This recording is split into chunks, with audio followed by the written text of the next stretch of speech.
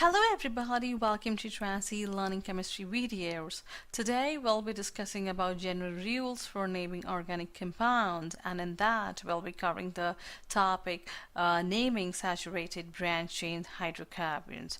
This is the second video related to practice problems. So let's see what all questions we'll be covering in this video. Write the IUPAC names of the following compounds. We need to write the IUPAC name of these three structures given. So let's start one by one. On the right hand side, I have written the rules as well as the steps we need to follow to write the IUPAC name of the following compound. We'll be following these steps along with the rules. First of all, I will write the structure here. We'll start with the step 1, that is identify the longest chain, and we will do this with the help of the rule 1 and 2. Rule 1 states that we need to identify the parent's hydrocarbon chain, and we have to identify the longest chain by giving substituents the least possible number. So if I start from here, 1 and 2, I'll be giving two numbers to just one methyl group. So if I start from here, I'll be giving two numbers to two methyl groups. So this one starting numbering from the left hand side seems to be more accurate as compared to the right hand side. So I will start numbering from the left hand side. Now the step 2, verify the lowest set of Locants as per the rule 3. So as I've given the numbering from the left hand side, I will first of all write the lowest set of Locants. Here we have two methyl groups at the two positions, so I will write 2, 2. Then we have an ethyl group at the third position, so I will write here 3. And again we have a methyl group at the fourth position, so I will write here 4. So in this case, the lowest set of Locants is 2, 2, 3, 4. Now in case if I start numbering from the right hand side, then we need to check what will be the lowest set of Locants. In this way, we can verify whether the numbering we have done is correct or not. So I'm starting the numbering from the right hand side. In this case, the lowest set of Locants will be, so if you compare these two, so this represents the lowest set of Locants. So that means the numbering that we have done from the left hand side is correct. We will not take the numbering from the right hand side. Now the step 3, analyze the substituents, same or different, and their positions as per the rule 4. If we analyze, we can see we have two substituents. One, we have 3 methyl groups here, and then we have one ethyl group here. So we have two different substituents in this case. Now as per the step 4, in case the substituents are same, we have to use the prefix di, tri. In this case, we will use the suffix tri because we have 3 methyl groups here. And as we have two different substituents, so we will use the rule 5, that is writing the names in alphabetical order. So we will write the name of the ethyl substituent first and then the methyl substituents, and before that we will use the prefix tri. Now comes the step 5. We will first write the prefix, then the root word, and then the suffix. As discussed earlier, in naming the alkyl groups, we will take into consideration the secondary prefix. So here I will be using the secondary prefix, and I will write the position of the alkyl group first and then the name. So first of all, as per the alphabetical order, I will write the name of the ethyl group. So I will write 3-ethyl and then hyphen and then 2, 2, 4 trimethyl. As the ethyl group is present at the third position, so I've written here 3 and then the ethyl, and the 3 methyl groups are present at two positions, 2 of them at the 2 position and 1 at the 4 position. So I have written here 2, 2, 4. Please remember one thing, then when we have to separate 2 or more digits, we will use comma, and when we have to separate digit from an alphabet, we will use hyphen. So this was the prefix, and root word is the number of carbon atoms. So we have 5 carbon atom here, so we will use the root word as pent. So I will write here pent.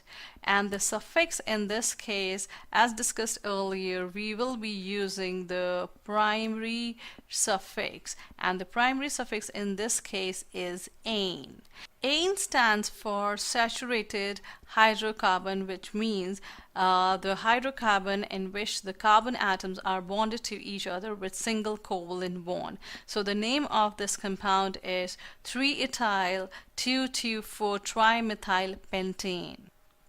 Now the second question. First of all, I will write the structure.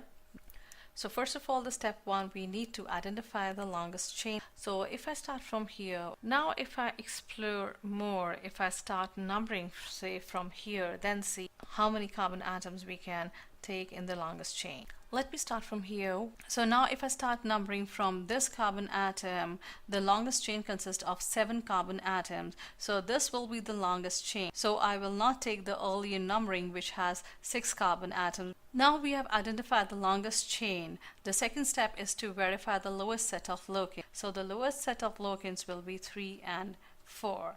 Now if I start numbering from the other side, that is from this carbon atom, let's see what will be the set of locants. In this case, the lowest set of locants will be 4 and 5.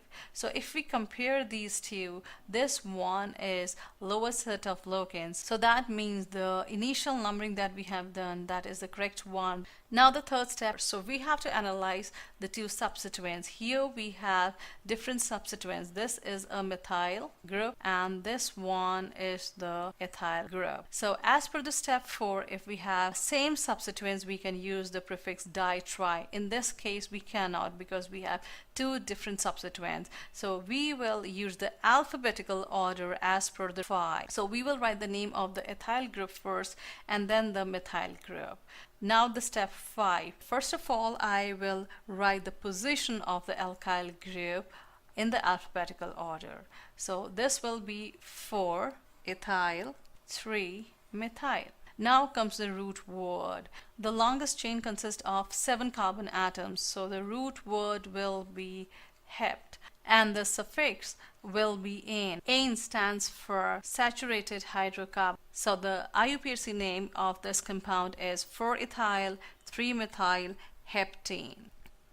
First of all, I will write the structure. The step. Now we have identified the longest chain by giving the least number to the substituents. Now the second step is to verify the lowest set of locants. For that, we have to check the substituents. Here we have one substituent and the second and the third one. So if I see here, we just have 3 methyl groups at positions 2, 3 and 3. So the lowest set of locants in this case is 2, 3, 3. Now I will try numbering from the other side, that is from the right hand side, and see what set of locants I get. In this case I will get, so if you compare, this one is a lower set of locants. Here you can see we have just 3 methyl groups at position 2 and 3 and 3. And as per the step 4, as we have just 3 methyl groups and no other substituents present, so we will be using the prefix tri, which stands for 3. In this case, we need not to follow the rule 5, which is writing the substituents in alphabetical order, because we don't have different substituents. All the substituents are same, that is methyl. Now, as per the step 5, we need to write the IUPAC name with prefix, root word, and suffix. And first of all, I will be writing the positions of the alkyl groups. That is 2, 3, 3 trimethyl. Now the root word. As there are 5 carbon atoms, so we will use the root word as pent, and in this case we will be using the primary suffix, that is ane. Ane stands for saturated hydrocarbons, and the name of this compound is 2,3,3-trimethyl pentane. Thank you very much for watching this video. For more videos, you can visit our website transelearning.com. Have a great day.